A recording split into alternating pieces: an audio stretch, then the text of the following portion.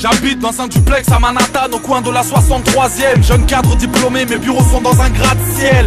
Ce matin de très bonne humeur je me sens. Nous sommes au mois de septembre, le 11 il me semble. En quittant la maison je laisse ma vie derrière moi. Sans même le savoir j'embrasse ma fille pour la dernière fois. Comme toujours je dis bonjour à la femme de ménage en ouvrant mes bureaux du 152e étage. Je suis le boss, celui qui parle au bout de la table, j'en suis tout fier. Bref, il est 8h et bientôt des poussières.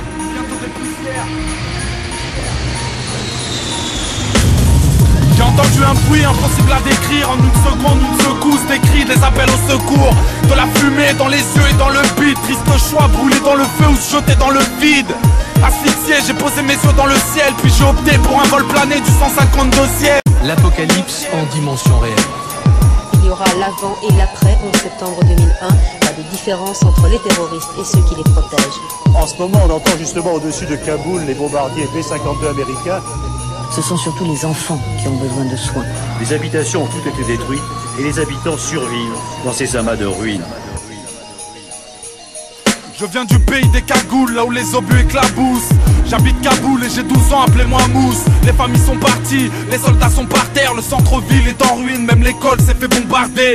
J'ai demandé à Dieu de m'épauler. Ce que vous voyez à la télé, moi je l'ai vu en ouvrant mes volets. Comme tous les jours, j'irai déblayer les ruines. Comme chaque soir, les échanges de tirs vont éclairer mes nuits. J'ai 6 frères et sœurs, j'ai peur que la mort nous sépare. C'est difficile, alors je prie pour que les missiles nous épargnent.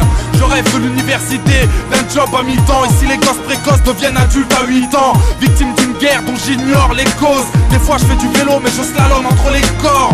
Mon père pense que le pays a tout à perdre, espérant comme chacun que la guerre nous foute la paix. La Maison Blanche, le président Bush n'y était pas.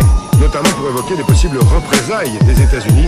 C'est ce que tout le monde attend maintenant. Le président américain a juré dès hier soir de venger les milliers de victimes de ces terribles attentats. On écoute George Bush.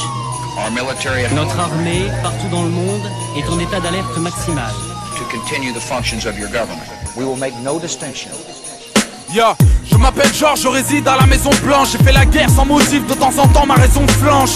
Je suis dans le pétrin, j'ai l'ONU sur les épaules. Je me regarde en face dans la glace même si je tue pour du pétrole.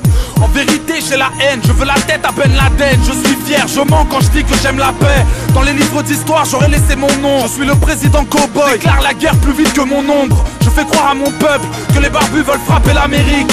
Pour être sûr de taper John Kerry. Je suis le shérif du monde, le chef, le justicier, le commissaire. J'ai un caniche qui s'appelle Tony Blair. Je tue des condamnés par injection à la picousse. Partout où je passe on me déroule un tapis rouge.